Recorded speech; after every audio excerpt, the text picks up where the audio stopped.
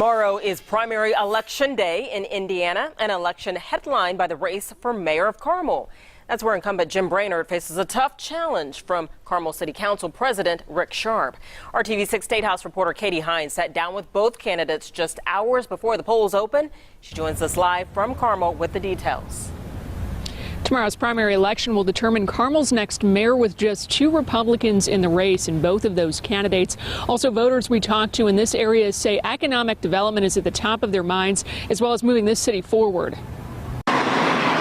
Less than 24 hours before heading to the polls, Carmel residents are voicing their opinions on the future of this city. Nobody wants their taxes to go up, but we all have to realize as citizens of a community that it takes money to have a nice infrastructure and nice roads and all of that stuff. You know, I like the improvements that I've seen since I grew up here.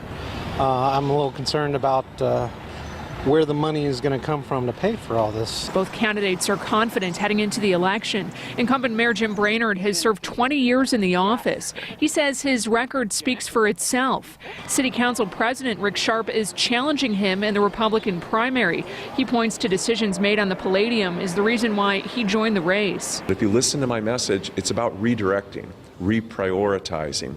We're going to continue to advance with new shiny developments that will continue to enhance the reputation of this city, but at the same time we're going to make sure we spend equal measure of time taking care of the infrastructure of the city. My opponent wants to put the brakes on, not do the things that we know are working for us. We know that everything we're doing is working.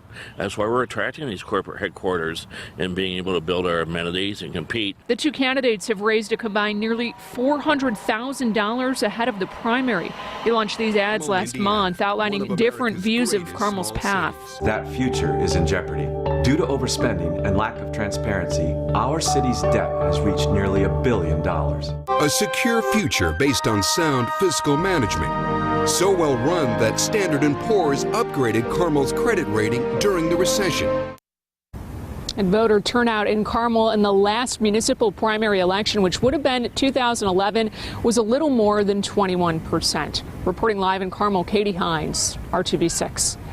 Joining us now, Abdul Hakim Shabazz, one of our political insiders on Indianapolis this week. Thanks for joining us. Oh, it's good to be here. What's a key thing we should look out for in the Carmel mayor's race? It'll be what the percentage of the vote is. I was doing some tabulation a little bit earlier today. Jim Brainerd, when he ran back in 2011, actually got 62% of the vote, and he had 2 opponents. So the question is, can Rick Sharp, still keep that 38% and also peel off, some more of those folks who voted for Jim Brainerd? Rick Sharp has been talking about Carmel's debt, saying there's $1 billion in debt, but Jim Brainerd has come back saying, look, we're growing, we're getting development, we're bringing jobs. So it's going to be interesting to see where Rick Sharp, if he can find that other 12% that he's going to need to be competitive. So is turnout going to be key for Sharp? Turnout's going to be key for everybody, because this is expected to be a very low voter turnout election, because it is a municipal primary. I mean, this is like the Pee Wee League baseball primary. So the only people who really come out are the party faithful and the folks that you can really get together. So organization is going to be key for both gentlemen. Anything else we should keep an eye out for tomorrow during Election Day? Also take a look at the Westfield mayor's race involving Andy Cook. He's got a strong primary challenges. There are a couple council districts here in the city of Indianapolis that have some interesting primary dynamics as well. But those are the big things. And also, once again, what is turnout going to be overall? At this point, are they still working to try to turn people out, or are they going to get what they? I think for right now, it's just the political parties calling their people, identifying, hey, have you gotten to the polls yet? Have you voted early? Are you going to vote tomorrow? No. Do you need a lift? Particularly in those places where you have, once again, those contested primary races. All right, Abdul, thank you very much for joining us. Appreciate it. Thank you. I'll dress up next time. All right, you look good.